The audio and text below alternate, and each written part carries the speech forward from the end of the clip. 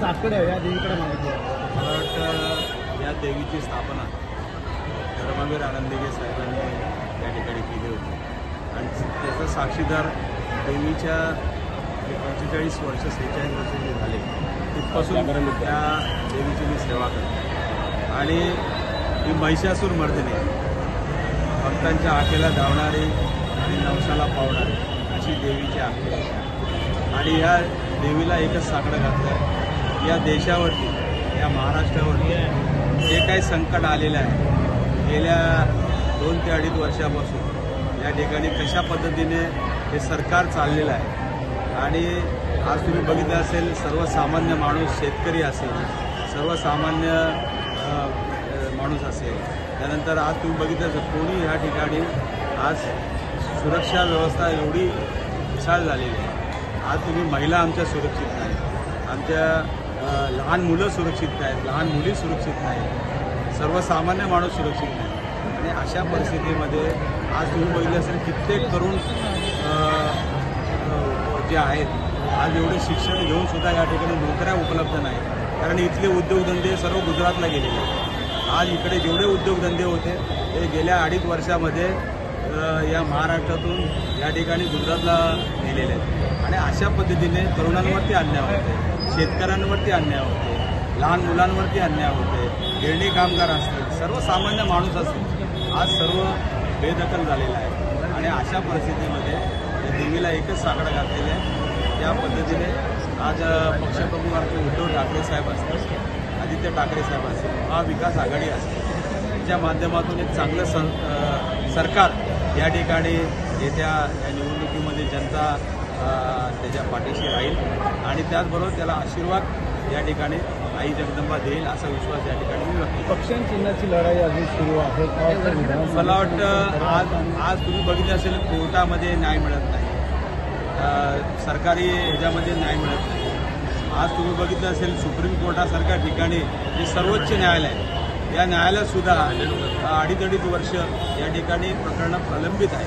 आता हे दुसरं इलेक्शन आलं तरी अजून त्याच्यावरती काही निर्णय नाही. मला वाटतं सर्वात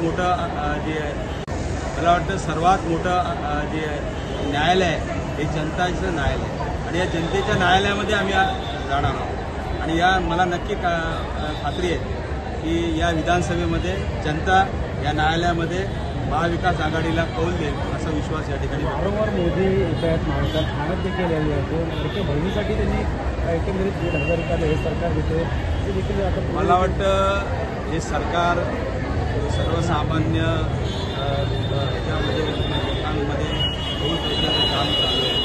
आज प्रत्येक काही ना काहीतरी योजना करते एखादी योजना बंद करायची आणि दुसरी योजना चालू करायची.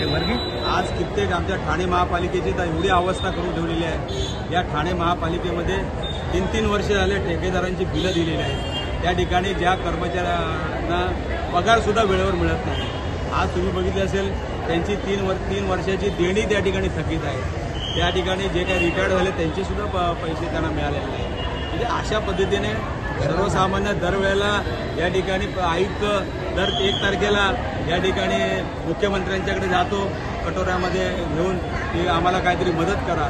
जी आज या महाराष्ट्रातली सर्वोच्च अशी चांगली असलेली महानगरपालिका जी ठाणे महापालिका या ठाणे महापालिकेमध्ये आम्ही सुद्धा काम केलेले आहे. परंतु अशा पद्धतीने आज तुम्ही बघितलं असेल रुपयातला 60 पैसे फक्त या भ्रष्टाचारासाठी द्यावे लागतात. प्रत्येकाचे हे ठरलेले आहेत आणि अशा पद्धतीने जर हे चालू असेल तर मला वाटतं की जनता यावेळेला काही करणार नाही.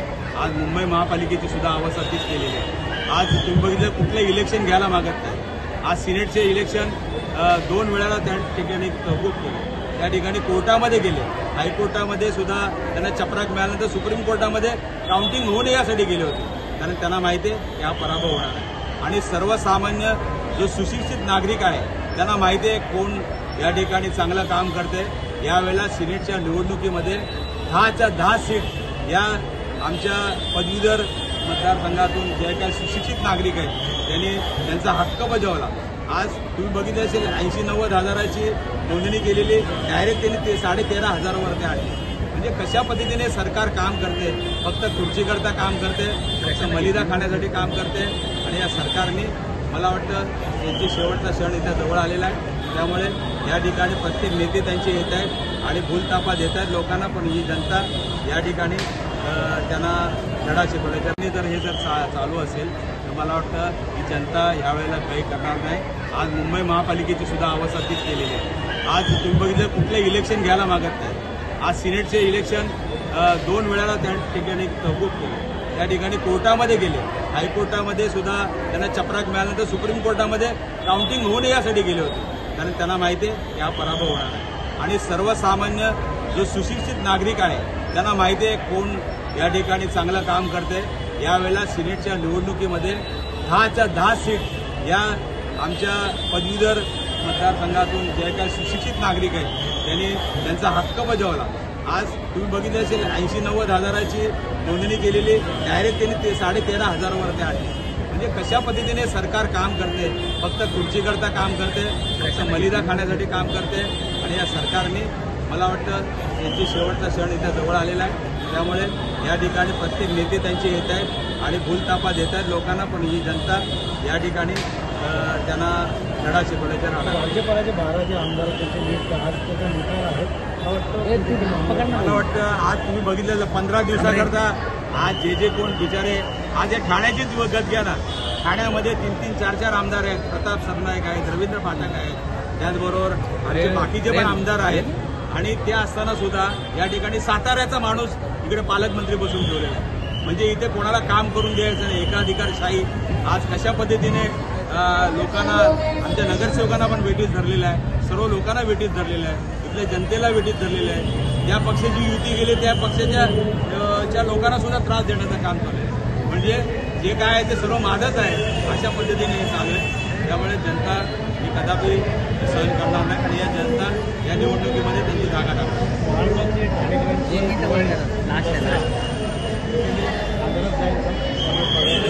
मला वाटतं आज तुम्ही बघितलं असेल कित्येक योजना या ठिकाणी बंद केल्या. होमगार्डाचे पगार अजून वेळेवर मिळत, पोलिसांचा सुद्धा पगार या ठिकाणी वेळेवर मिळत नाही. आज महापालिकेच्या कर्मचाऱ्यांच्या आयुक्तांना 15 दिवस मुख्यमंत्र्यांच्या दारावरती जावं लागते. हे आम्हाला आता हे कसं काय करायचं. भ्रष्टाचार एवढा वाढलेला आहे की रुपयाचे 60 पैसे या भ्रष्टाचाराच्या मार्गाने चालू आहेत. फक्त 40 पैशामध्ये विकासाचं काम या ठिकाणी चालू आहे. आणि ते कसं काय विकास होणार. कागदावरती फक्त या ठिकाणी विकासाची कामं दाखवली जातात, मोठमोठ्या घोषणा केल्या जातात, पण आज परिस्थिती काय. महाराष्ट्र कर्जाच्या खायत घातलेला आहे या योजनांच्यामुळे. आज तुम्ही बघितलं कित्येक योजना या ठिकाणी सुरू केल्या आहेत, परंतु काही बंद झालेले आहेत आणि नव्याने परत हे करायचं आहे. म्हणजे फक्त लोकांना दिशाभूल करण्याचं काम करायचं. आज खऱ्या अर्थाने जनता त्रस्त झालेली आहे.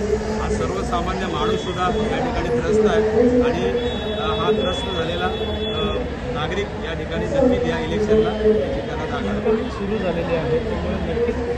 मला वाटतं आज खऱ्या अर्थाने तुम्ही जर बघितलं असेल की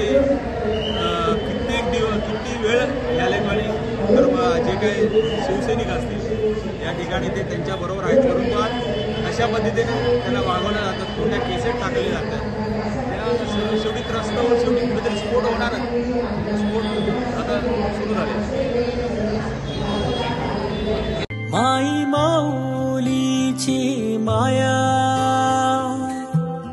अनमोल माया ऊन सावली सुखाची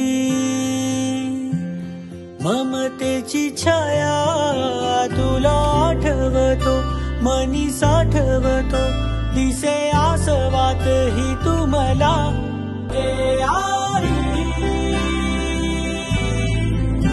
तू भासे